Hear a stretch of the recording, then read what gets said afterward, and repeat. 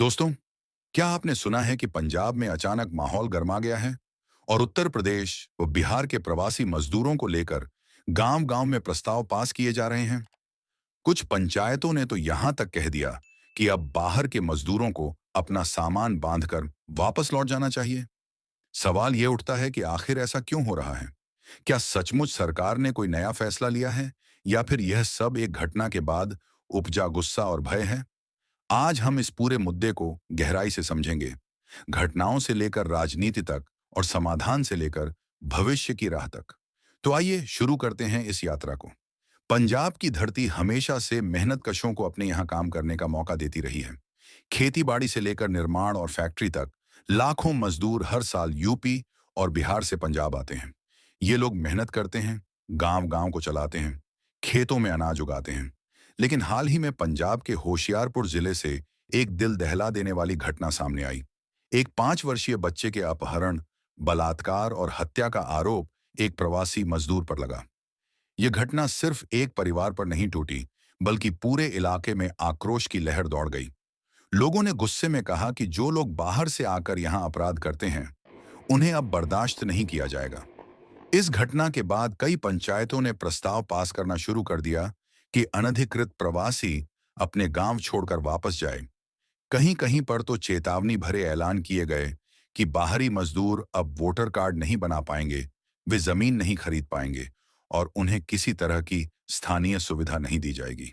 Social media पर भी इस मामले को तेजी से फैलाया गया, जिससे डर और अविश्वास का माहौल और गहरा हो गया। यूपी और बिहार से आए मजदूरों के लिए यह खबर किसी झटके से कम नहीं थी। बहुत से मजदूर अपने काम अधूरे छोड़कर तुरंत अपने गांव लौटने लगे। जो मजदूर बचे रहे, वे भी हर वक्त इस भय में जीने लगे कि कहीं पंचायत या स्थानीय लोग उन्हें गांव से निकाल न दें। कई जगहों पर मजदूरों ने कैमरे पर आकर कहा कि हमने यहां सालों काम किया, घर बनाए, खेत जोते, लेकिन अब अचानक हमें पराया बना दिया गया है। लेकिन सवाल यह भी है कि क्या सरकार ने कोई आदेश निकाला है? क्या सचमुच पंजाब सरकार चाहती है कि यूपी और बिहार के लोग राज्य छोड़ दें? यहाँ यह साफ करना जरूरी है कि अब तक पंजाब सरकार की ओर से ऐसा कोई आधिकारिक आदेश नहीं आया है। मुख्यमंत्री भगवंत मान ने खुद बयान दिया कि भारत का हर नागरिक देश के किसी भी हिस्से में काम करने और रहने का हक रखता है। उन्होंने कहा कि अगर कोई अपराध करता है तो कानून उसका हिसाब करेगा, लेकिन पूरे समुदाय को निशाना बनाना गलत है। यानी साफ है कि पंचायतों की ये घोषणाएं कानूनी रूप से बाध्यकारी नहीं हैं, बल्कि स्थानीय स्तर पर फैली हुई नाराजगी और गुस्से का नतीजा है।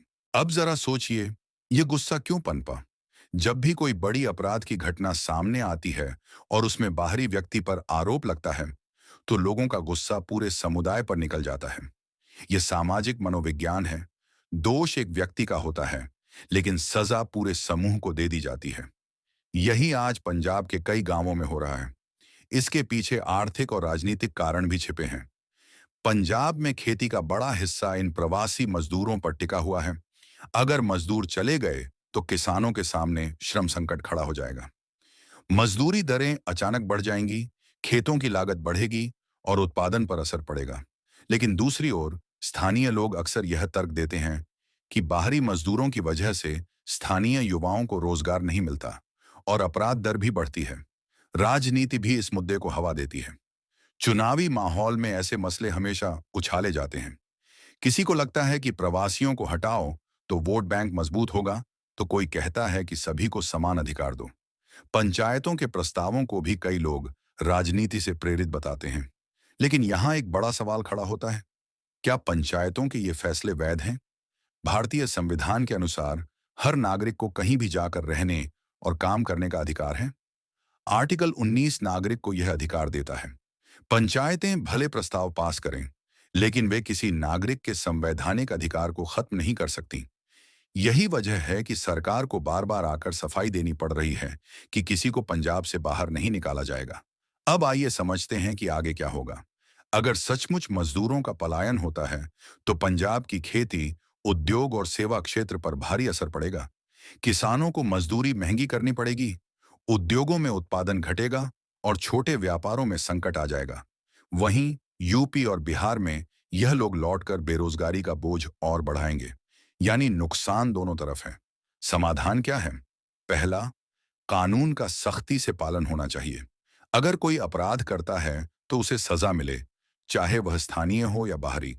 दूसरे, पंचायतों और समाज को संवाद की राह अपनानी चाहिए।